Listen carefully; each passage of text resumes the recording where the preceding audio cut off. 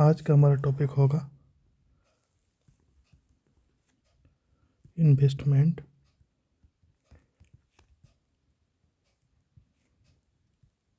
And saving. आज का हमारा टॉपिक होगा इन्वेस्टमेंट एंड सेविंग। आज हम लोग क्या क्या टॉपिक कवर करेंगे इसमें।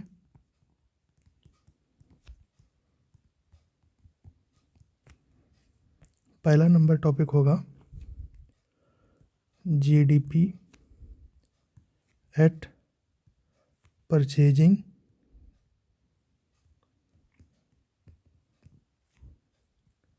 Power parity. GDP at purchasing power parity मतलब क्या है? जीडीपी एट पीपीपी, ये हमारा आज का पहला टॉपिक होगा। दूसरा टॉपिक होगा concept of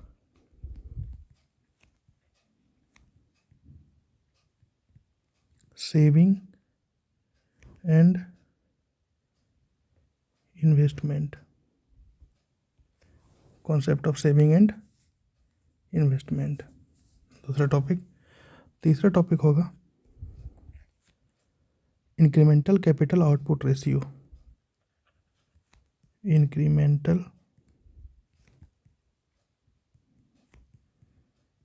capital output ratio. चौथा आज हम लोग क्या कवर करेंगे? Potential GDP.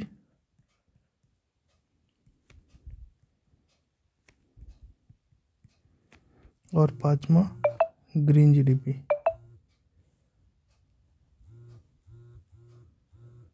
पांचवा क्या होगा? Green GDP.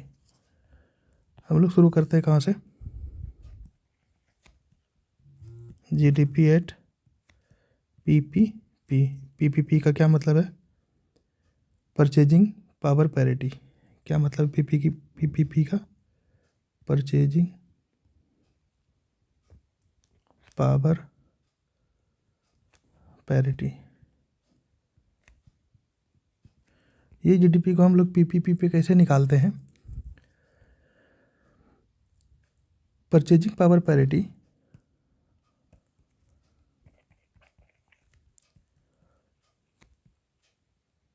Purchasing power parity ये क्या कंपैरिजन करता है? मान लिया जाए एग्जांपल के लिए हम लोगों ने क्या लिया कि एक मैकडी का बर्गर है। यही सेम चीज़ आपका यूएसए में भी है और यही सेम चीज़ इंडिया में भी है। ठीक है, लेकिन क्या है कि एक बर्गर अगर हम इंडिया में देखें तो ऑलमोस्ट 70 से मीन्स मान के चलते हैं हम लोग लगभग 160 का आता है। ठीक है, और 160 को अगर हम लोग डॉलर में कन्वर्ट करें, क्योंकि डॉलर ही हमारा क्या है? स्टैंडर्ड है। इसी में हम लोग क्या करते हैं? अपने इकोनॉमी को कंपेयर करते हैं। अगर हम लोग $1 की कीमत अगर 80 रुपये भी लेकर के चलें तो 160/80 दैट मीन्स $2। ठीक है, लेकिन यही अगर बर्गर हम मैकडी में यूएसए में खाएंगे तो ये ऑलमोस्ट हमारा $3 से $4 में मिलेगा। ठीक है, तो $3 से $4 का कितना कीमत हो गया? 4 × 80 मीन्स 320। यही सेम चीज़ हमें कहाँ मिलेगा? यही सेम चीज़ यूएसए में हमें 320 रुपीज़ का मिलेगा अगर हम लोग इंडियन में कन्वर्ट करें। तो ऑब्वियस सी बात है कि ये क्या करेगा? यूएसए का जो जीडीपी है वो ज़्यादा शो करेगा इंडिया के जीडीपी से।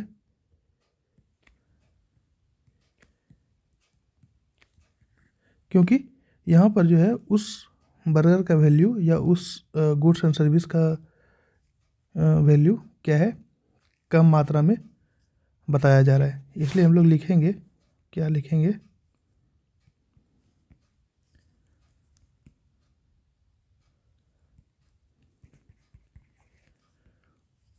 GDP at PPP, GDP eight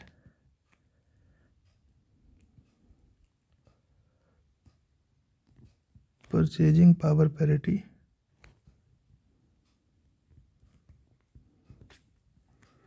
हम लोग इसको पीपीपी बोलते हैं। Purchasing power parity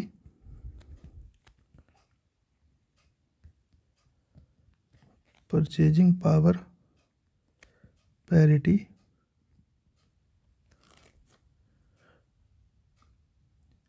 GDP adjust, ये क्या करता है, ये एडजस्ट करता है एक country GDP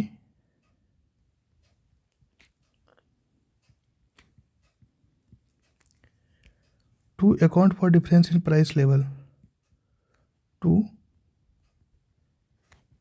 account for difference in price level, difference in price level between the countries. दो देश के बीच में जो प्राइस लेवल है उसके डिफरेंस को क्या करता है, ये एडजस्ट करता है between the countries, providing a more accurate comparison, providing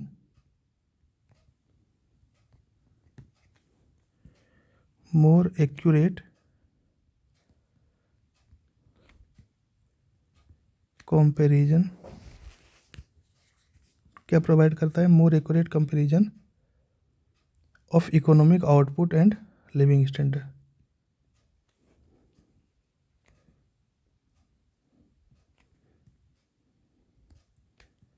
economic output and living standard.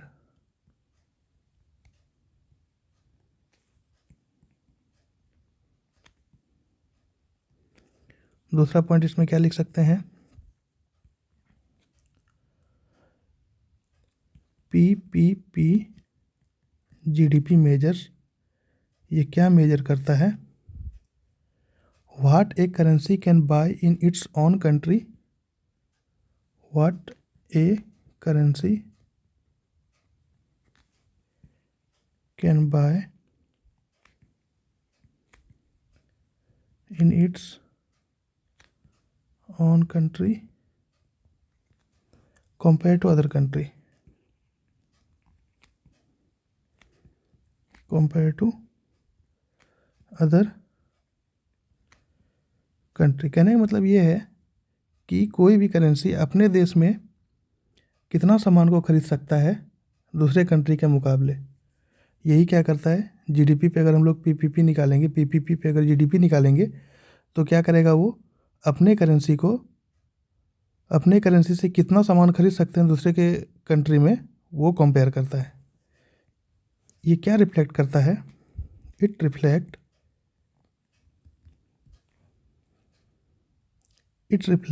The real value of goods and services, क्या रिफ्लेक्ट करता है, real value of goods and services, क्या रिफ्लेक्ट करेगा, real value of goods and services, making it A useful tool for comparing. हम लोग क्या करते हैं इसको, जीडीपी एट पीपीपी को क्या करते हैं, making it A useful tool, क्या करते हैं हम लोग इसको एक यूजफुल टूल बनाते हैं, making it A useful tool for comparing economy, for comparing economy, economy को क्या करने के लिए, कंपेयर करने के लिए। Relative size and purchasing power globally, क्या साइज होगा, relative size and purchasing power globally,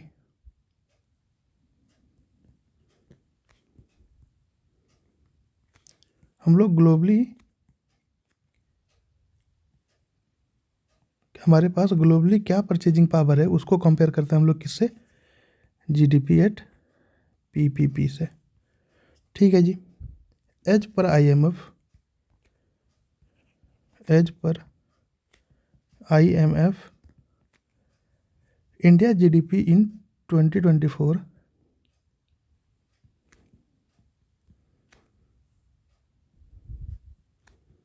2024 is $16 trillion,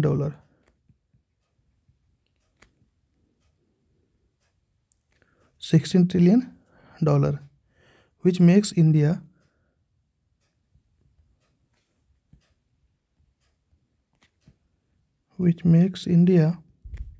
third largest economy. क्या करता है जो कि क्या बनाता है, third largest economy, third largest economy बनाता है। ठीक है, ये हमारा इम्पोर्टेंट पॉइंट हो गया कि अगर हम लोग जीडीपी को किस पे कैलकुलेट करें, परचेजिंग पावर पैरिटी पे, तो ये कितना हो गया, लगभग 16 ट्रिलियन डॉलर, जो कि क्या करता है, इंडिया को थर्ड लार्जेस्ट इकोनॉमी बनाता है। उसके बाद हम लोग देखते हैं दूसरा कॉन्सेप्ट। दूसरा कॉन्सेप्ट क्या था, concept of saving and investment. Saving का क्या मतलब होता है, सेविंग का क्या मतलब है, सेविंग का मतलब है it can be defined as the amount, it can B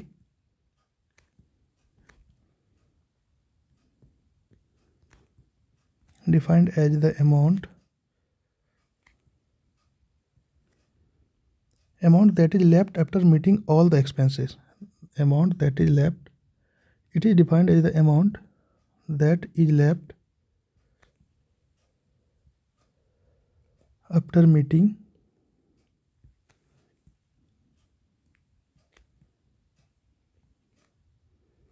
all the expenses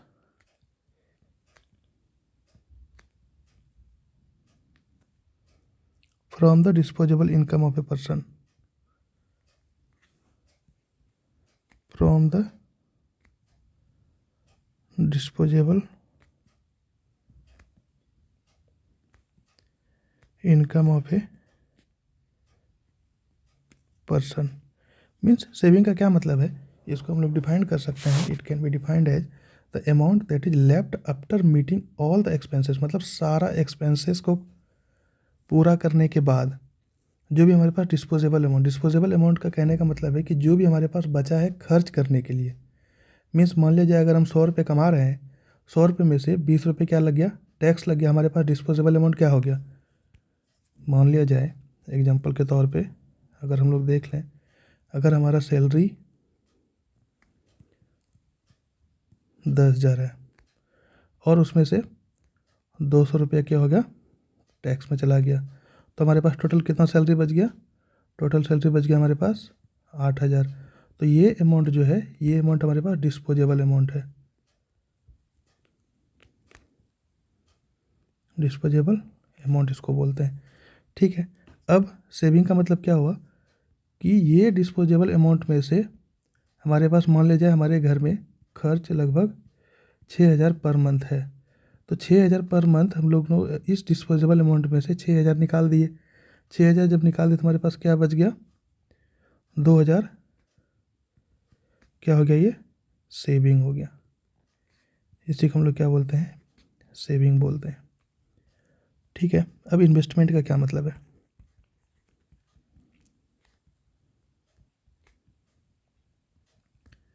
investment का क्या मतलब है, it is the process of buying an asset that is acquired to generate income over a long period. It is a process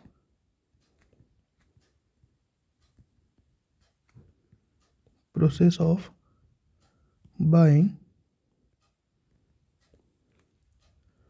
an asset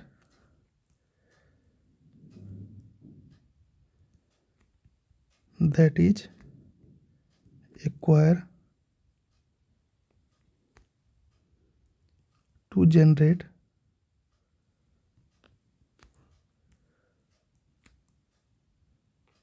income over a long period.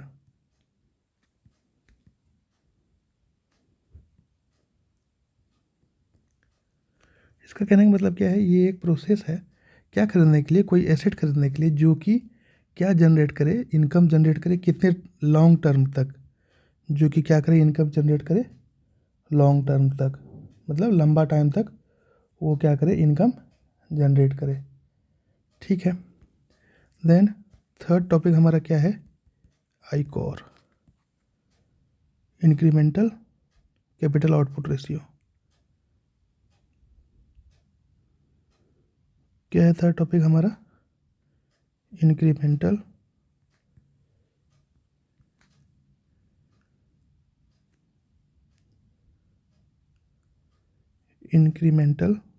Capital output ratio.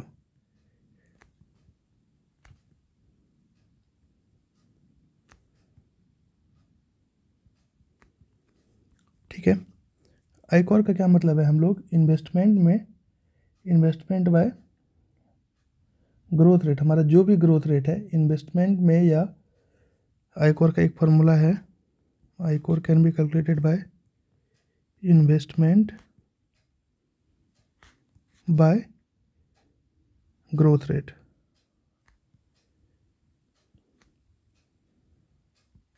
ये हमारा क्या हो गया, आईकॉर निकालने का एक formula हो गया।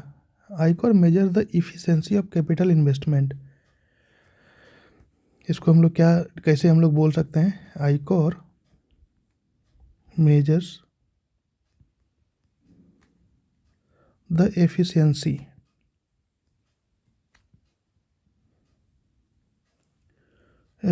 Of capital investment.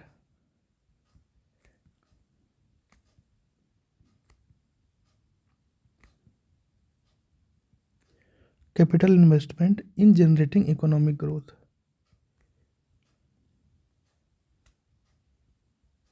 In generating economic growth. Economic growth के लिए हम लोग जो क्या करते हैं, इन्वेस्टमेंट करते हैं या कैपिटल इन्वेस्टमेंट करते हैं, उसको मेजर करता है आईकॉर। हम लोग इकोनॉमिक ग्रोथ को जनरेट करने के लिए क्या करते हैं, जो भी कैपिटल इन्वेस्ट किया उसी को क्या बोलते हैं हम लोग, आईकॉर। उसी को मेजर करता है कि किस इफिशिएंसी के साथ, इफिशिएंसी, इफेक्टिवली और इकोनॉमिकली, ये तीन चीज़ था, 3E हमारा फर्स्ट लेक्चर में हमने डिस्कस करा था इसके बारे में।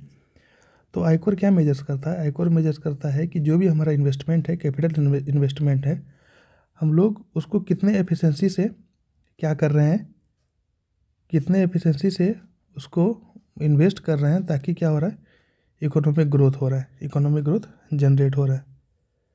ठीक है। ये क्या रिप्रेजेंट करता है, it represent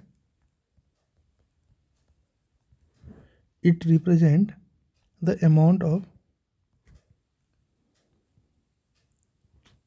the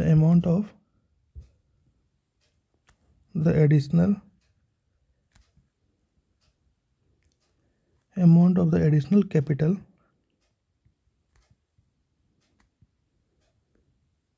required to generate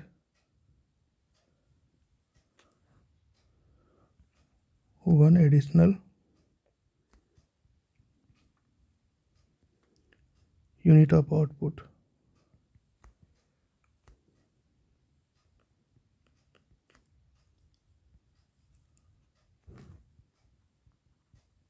इसका क्या मतलब हुआ, इसका मतलब ये हुआ, ये क्या रिप्रेजेंट करता है, ये रिप्रेजेंट करता है कि मान लिया जाए कोई कंपनी एक शर्ट को जनरेट करता है लगभग 100 रुपये में, और कोई कंपनी उसी शर्ट को जनरेट करता है 200 में। ठीक है। तो हमारा इसमें क्या हुआ, सेम लेबर है, सेम कैपिटल है, सेम लैंड है, सेम इंटरप्रेन्योरशिप है, तो यही शर्ट इसमें क्या हुआ कि इसमें +100 इससे इस वाले शर्ट से अगर हम लोग इसको कंपेयर करें तो क्या हुआ, +100 इसमें हमने करा, 100 का अमाउंट जोड़ा तो हमारा एक शर्ट तैयार हुआ। कहने का मतलब ये है कि ये क्या रिप्रेजेंट करता है कि amount of additional capital required to generate 1 additional unit of output. एक एडिशनल आउटपुट हम लोग जनरेट करने के लिए क्या करते हैं, इसमें कितना अमाउंट लगा रहे हैं, उसी को रिप्रेजेंट करता है आई कोर। वही शर्ट 100 रुपये में भी जनरेट हो रहा है, वही शर्ट 200 रुपये में जनरेट हो रहा है, तो इसका आई कोर, इस वाले शर्ट का आई कोर क्या होगा, आई कोर ज़्यादा होगा, और इस वाले शर्ट का आई कोर, इस वाले शर्ट का आई कोर कम होगा। तो हम लोग किस एफिशिएंसी से क्या कर रहे हैं, इन्वेस्टमेंट को कहाँ लगा रहे हैं ताकि क्या रहा, maximum number of output generate हो रहा है। ठीक है, उसी को मेजर करता है क्या, आई कोर। अब क्या है, a lower ICOR indicates higher efficiency, indicate इसी चीज़ से हम लोग देख सकते हैं, indicate higher efficiency,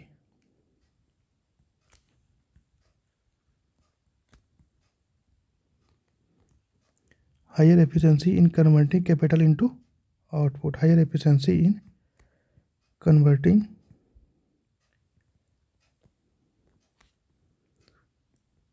capital into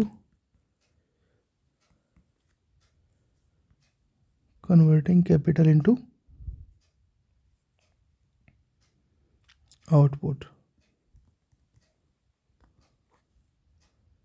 meaning less capital is needed for growth while a higher ICOR indicates inefficiency in the economy.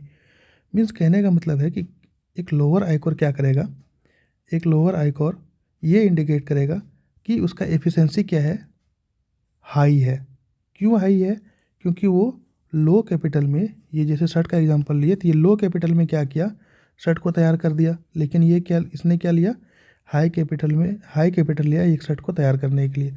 तो एक लोअर आईकोर क्या करता है, ये आईकोर ही निकला ना, एक लोअर आईकोर क्या करता है, ये इंडिकेट क्या करता है, higher efficiency in converting capital into output. मतलब हायर एफिशिएंसी क्या, एफिशिएंसी बहुत ज़्यादा है किसी भी कैपिटल को कन्वर्ट करने में, आउटपुट में कन्वर्ट करने में। ठीक है, मीनिंग इसका आप मीनिंग क्या देखते हैं, meaning less capital is needed for growth, means इसमें क्या होगा, बहुत कम कैपिटल चाहिए हमें ग्रोथ करने के लिए, meaning less capital is needed for growth. While, जबकि हम लोग ये देखें, while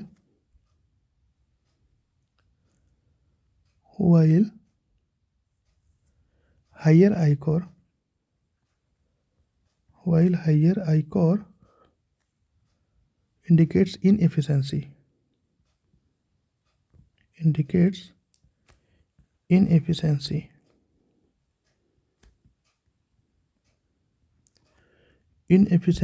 in the economy। Higher ICOR का क्या मतलब है कि हमने कैपिटल क्या करा, ज़्यादा लगा दिया। ज़्यादा लगाने का क्या मतलब है कि हमने क्या करा, उन चीज़ों को इफ़ेक्टिवली काम नहीं करा, या इफ़ेक्टिवली उन चीज़ों को, कैपिटल को हमने यूज नहीं करा या खर्च नहीं करा। इसके कारण क्या हुआ, हमारा आईकोर हायर हो गया। ICOR can be improved by enhancing investment efficiency through better allocation of resources. ICOR को हम लोग क्या कर सकते हैं, इम्प्रूव कर सकते हैं। ICOR can be improved, ICOR can be improved by enhancing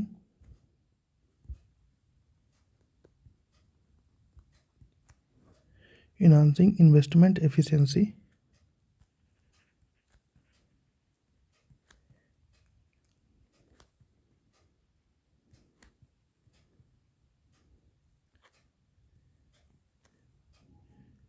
enhance enhancing investment efficiency through better allocation of through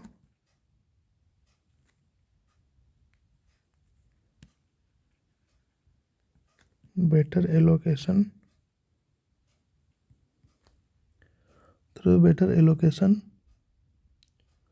of resources।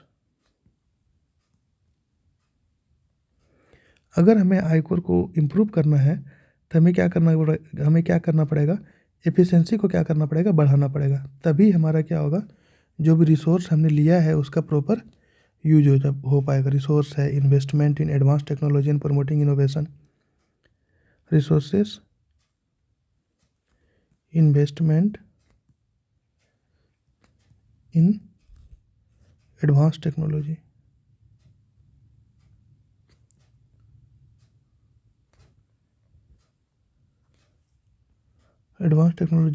And promoting innovation.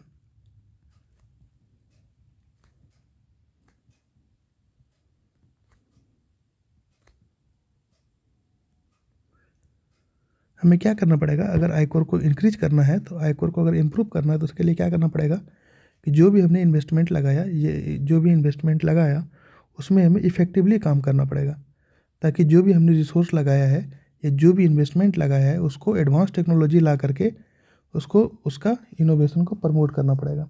तभी हमारा आयकर क्या होगा, इम्प्रूव हो सकता है। ठीक है। Improving infrastructure, workforce skill and governance. Improve, क्या क्या इम्प्रूव करके हम लोग और भी आयकर को बढ़ा सकते हैं। Improve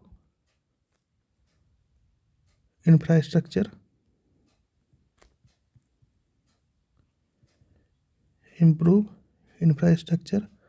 workforce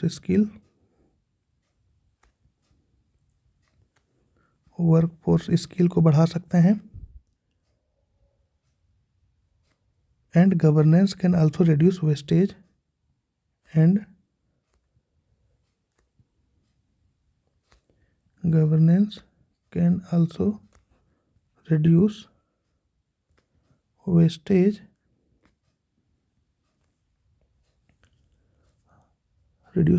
and increase productivity।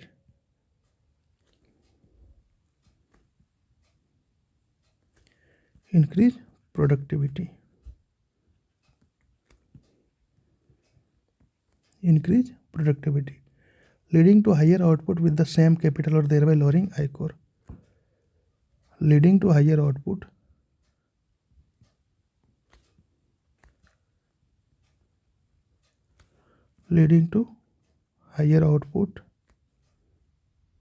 with the same capital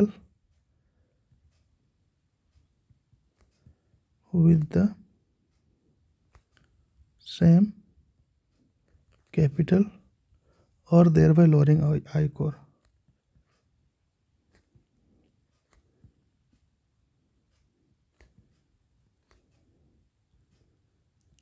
हम लोग को आयकर बढ़ाने के लिए या हम लोग क्या कर सकते हैं,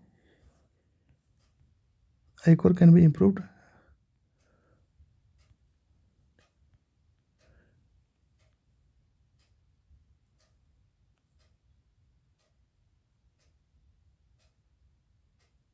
ठीक है। हम लोग आयकर बढ़ाने के लिए क्या कर सकते हैं, इम्प्रूव इंफ्रास्ट्रक्चर को इम्प्रूव करेंगे, वर्कफोर्स स्किल को बढ़ाएंगे, गवर्नेंस में जो गवर्नेंस को वेस्टेज कम करना होगा और इंक्रीज करना होगा प्रोडक्टिविटी को, जो कि क्या होगा, लीडिंग टू हायर आउटपुट, ताकि हमें क्या मिले, आउटपुट हायर मिले विद द सेम कैपिटल, उसी कैपिटल से हमें क्या मिले, आउटपुट हाई मिले, और देयर बाय लोअरिंग द आयकर, हम लोग आयकर को लोअर करेंगे। It is useful equation for assessing investment effectively and economic performance. It is useful equation for assessing investment को असेस करने के लिए इफेक्टिवनेस एंड इकोनॉमिक परफॉर्मेंस। ये क्यों यूजफुल है, इट इज यूजफुल इक्वेशन, ये क्या है, यूजफुल इक्वेशन है। क्यों यूजफुल है, फॉर असेसिंग, असेस करने के लिए, for assessing investment effectiveness,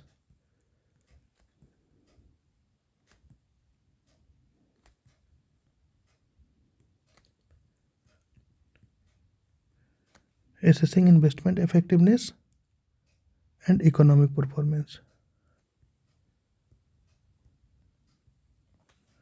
And economic performance.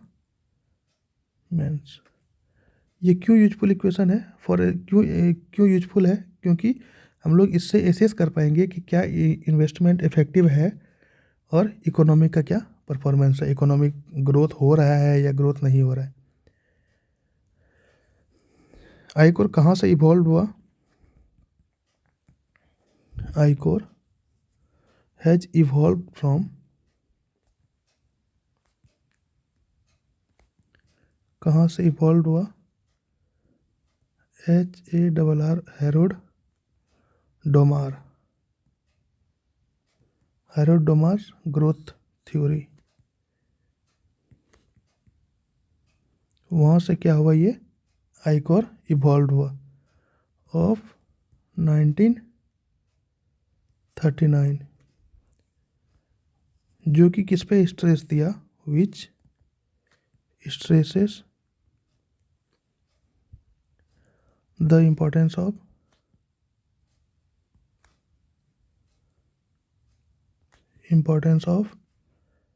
saving and investment, importance of saving and investment।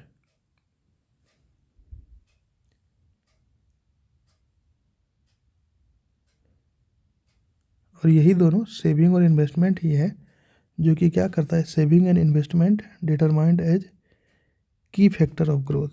Saving and investment is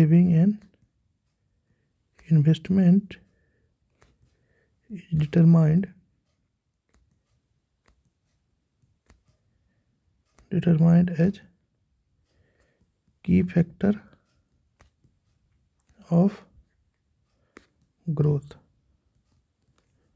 ठीक है, इस लेक्चर में हम लोग इतना ही देखते हैं।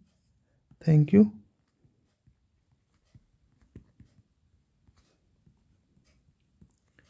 नेक्स्ट लेक्चर में हम लोग देखेंगे potential GDP, green GDP. Next में क्या देखेंगे? पोटेंशियल और ग्रीन जीडीपी।